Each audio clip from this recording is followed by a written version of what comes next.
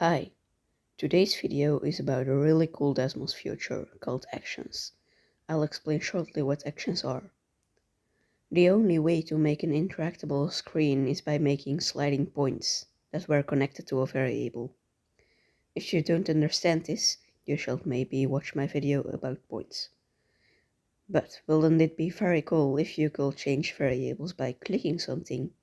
That's exactly what actions do. Only thing is, you have to be logged in for using actions. Go to your profile section and under the tab Advanced, enable actions. Now click Save and you can use actions. The next step is using them. Also very important. If you want to make an action, type the name of the variable that's going to be changed and type a minus and a greater than symbol behind it. This will convert automatically to an arrow. Type the desired new value behind an arrow. Now a arrow has appeared right next to the expression. If you click it, the action will be executed. See? A equals 5 now. This can get much better by making an action that makes A increment by 1. If you type A, the arrow and A plus 1 behind it, A will increment by 1 every time you click it. This could be the base of a clicker game. You can make bundles with actions by typing a lot of actions in one expression, separated by commas. But it wouldn't be convenient if we couldn't name them, so we don't have to copy-paste the action everywhere we need it. Luckily, if you type your desired name equals in the action or multiple actions separated by commas, you can type that name anywhere in the expression list and execute all its actions. You can also type parameters between parentheses behind the name. Now you can use this parameter in your actions. If you execute the action, you'll need a parameter now. Back to our clicker game. You can make an action that adds the desired amount of valuta with a parameter for the amount you get per second.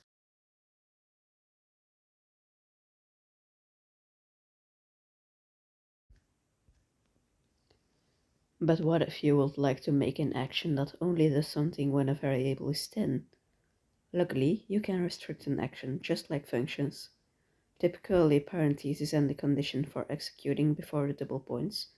Type the action behind it. Now it will only do something if the condition is true. This is useful if you are making clicker games where you can buy upgrades, but only if you have enough money for buying them. Next thing is the ticker. This is fundamental in basically every game in Desmos. You can add it with the add button in the top left corner or by typing ticker.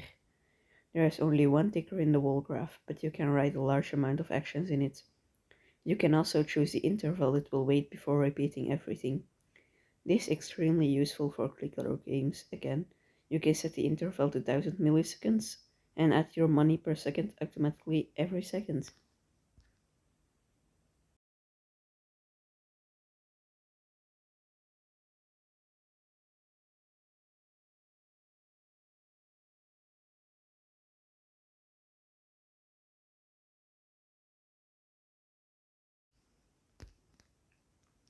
It would be really cool if you could also interact with the graph, not only the expression list.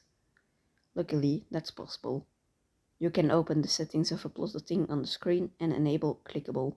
Now you can set actions that are being executed every time you click the thing. If you have a list of things, like points, you can use index in the action. Every item of the point list has its own index. This is convenient for efficiency in your graph. If you are making a clicker game, you can use a list of buttons in one expression and use index as the action parameter. If you don't know how lists work, watch a previous video. That's all for this week. If you have made something cool with actions, you could leave a link in the comments. I'm looking forward to see the results.